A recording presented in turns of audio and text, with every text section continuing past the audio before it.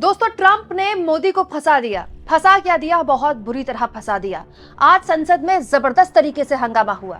हंगामा इतना हुआ कि संसद में जो क्वेश्चन आवर होता है, प्रश्नकाल, उसको स्थगित कर दिया गया और अब 12 बजे इस पूरे के पूरे मुद्दे पर सरकार को जवाब देना पड़ सकता है। कौन सा मुद्दा? ट्रंप का खास तौर पर विशेष विमान के सहित भारत के नागरिकों को वापस भेजने का मुद्दा। दोस्तों, इस पूरे मामले में लोकसभा में गौरव गोगोई ने ये स्थगन प्रस्ताव दिया था, यानी कि विपक्ष इस मुद्दे पर चर्चा की मांग कर रहा था।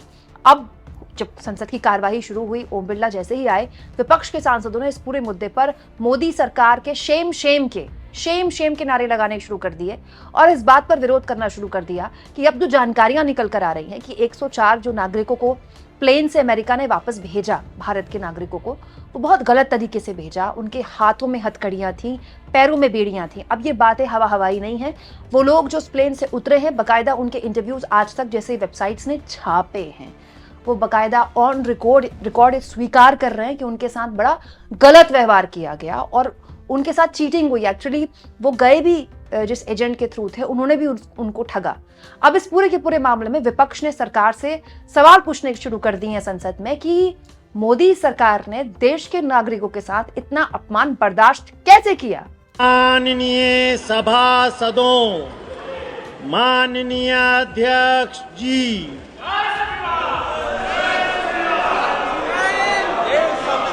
सूट में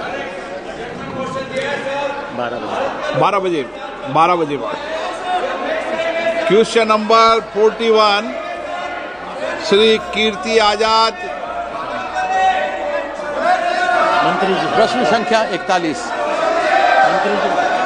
माननीय मंत्री जी। Sir, the answer has been placed on the table of the house. ठीक है अध्यक्ष जी, आपके संरक्षण की आवश्यकता।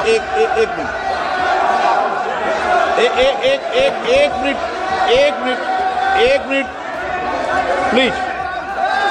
माननीय सदस्यगणों, आपकी चिंता सरकार के ध्यान में है और ये विदेश नीति का मामला होता है, दूसरे देश का विषय है, भारत सरकार के संज्ञान में। इसलिए मेरा आपसे निवेदन है कि प्रश्नकाल महत्वपूर्ण समय होता है और प्रश्नकाल के महत्वपूर्ण समय में मतदाताओं की चिंताएं, उनकी समस्याएं, उनकी कठिनाइयों को हम उठाने का प्रयास करते हैं और सरकार जवाब देती है। बहुत कठिनाई से क्वेश्चन लगते हैं, आप उनको बोलने दें कीर्ति आजाद जी को। आप सहयोगी दल को व्यवधान पैदा कर रहे हैं, उनको नियोजित तरीके से प्रश्न उठाने देना चाहते हैं। नियोजित तरीके से सदन को व्यवधान करना, सदन में गतिरोध पैदा करना, ये संसदीय परंपराओं के अनुरूप नहीं है। मेरा आपसे आग्रह है, आप अपने अपने विषय में उठे। 12 बजे आपका विषय आएगा, उस समय आप चर्चा करें। दोस्तों, इसके बाद ओम बिरला की कोशिश थी कि प्रश्नकाल चलता रहे, लेकिन इसके बाद हंगामा और बढ़ गया और जो विपक्ष के जितने भी सांसद थे, इंडिया गठबंधन के जितने भी सांसद थे, वो ओम बिरला की चेयर के पास पहुंच गए। क्योंकि मैं आपको बार बार यही बताती हूँ ना कि जब भी विपक्ष हंगामा करता है, माइक ऑफ हो जाता है, तो माइक ऑफ हो जाता है तो फिर आवाज़ कैसे जाएगी? क्योंकि विपक्ष हंगामा इसलिए कर रहा है ना, ताकि देश की जनता को पता चले कि विपक्ष इस पूरे मामले में सरकार को जवाबदेह बना रहा है। तो जो विपक्ष के सांसद होते हैं वो ओम बिरला के पास, उनकी चेयर के पास इसलिए जाते हैं, उनके पास तो नहीं जा सकते क्योंकि ओम बिरला की चेयर ऊपर है काफ़ी, वो पास इसलिए जाते हैं कि ओम बिरला का जो माइक है उससे कम से कम विपक्ष के सांसदों की जो विरोध की आवाज़ है, उनके नारों की आवाज़ है, वो माइक उनकी ऑडियो कैच कर ले। तो ओम बिरला की जो कुर्सी है उसके नीचे इकट्ठा हो गए इंडिया गठबंधन के सांसद और जबरदस्त तरीके से हंगामा करने लगे, सरकार से सवाल पूछने लगे। तो ओम बिरला मुझे ऐसा लगा कि सरकार की तरफ से जवाब देने लगे। ओम बिरला बताने लगे कि देखिए, विदेश नीति का मामला है और सरकार इस पूरे मामले में गंभीर है, लेकिन 12 बजे इस मामले में बात की जाएगी।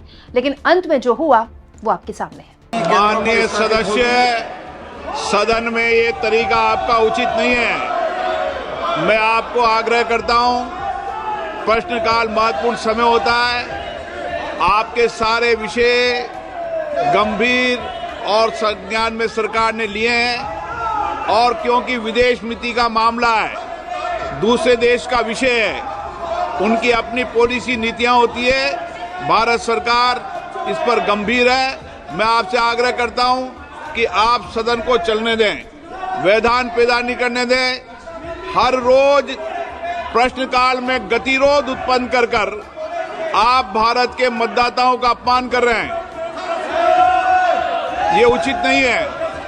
मैं पुनः आग्रह करता हूं, आप सदन चलना चाहते हैं, प्रश्नकाल चलाना चाहते हैं, नहीं चलाना चाहते, प्रश्नकाल नहीं चलाना चाहते, सदन की कार्रवाई आज 12 बजे तक के लिए स्थगित की जाती है। दोस्तों, विपक्ष ने प्रश्नकाल में अपने तेवर साफ कर दिए हैं। सरकार को इस मुद्दे पर जवाब देना पड़ेगा। दिक्कत यह है दोस्तों, जो कि मोदी जी के परम मित्र ट्रंप जी ने मोदी जी के लिए पैदा कर दी है, कि ये सब कुछ आज हो रहा है जब संसद चल रही है, और ये सब कुछ प्रधानमंत्री मोदी के उस दिन हो रहा है जब मोदी ने राज्यसभा में बोलना है। राष्ट्रपति के अभिभाषण में मोदी ने आज राज्यसभा में बोलना है।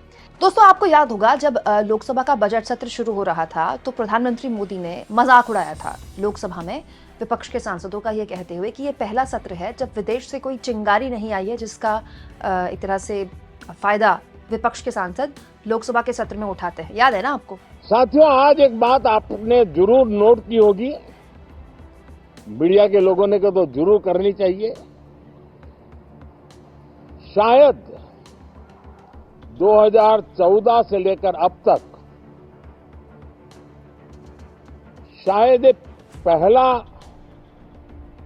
पार्लियामेंट का सत्र है कि जिसके 1-2 दिन पहले कोई विदेशी चिंगारी नहीं प्रगटी है। विदेश में से आग लगाने की कोशिश रही हुई है। 10 साल से यानी 14 से देख रहा हूं, हर सत्र के पहले शरारत करने के लिए लोग तैयार बैठते थे, और यहां उसको हवा देने वालों की कोई कमी नहीं है। ये पहला सत्र मैं पिछले 10 साल के बाद देख रहा हूं कि जिसमें किसी भी विदेशी कोने से कोई चिंगारी नहीं हुई। साथियों, बहुत बहुत धन्यवाद। अब आप बताइए, प्रधानमंत्री मोदी विपक्ष के सांसदों का मजाक उड़ा रहे थे, अब यहां चिंगारी छोड़िए, पूरा का पूरा एक बम मार दिया डोनाल्ड ट्रंप ने एक तरह से। मतलब अभी मारेंगे और क्या बोला जाएगा इसको। मतलब ट्रंप ने न केवल भारत के नागरिकों को भेजा भारत वापस, उसमें तो कुछ गलत नहीं है, उनको अधिकार है भेजने का, लेकिन जिस तरह से भेजा वो बहुत चिंताजनक है।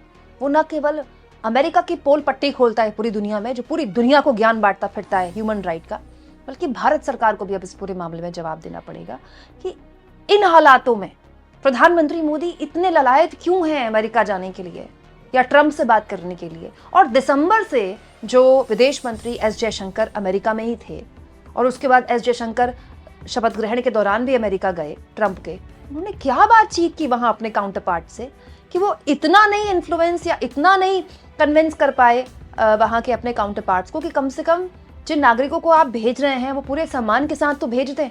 आप इस मुद्दे पर क्या सोचते हैं दोस्तों, कमेंट बॉक्स में जरूर लिखें, और जितना हो सके चैनल को शेयर करें, सब्सक्राइब करें, और थैंक्स और ज्वाइन के ऑप्शन से अगर आप चाहें तो कुछ आर्थिक मदद भी चैनल की जरूर करें।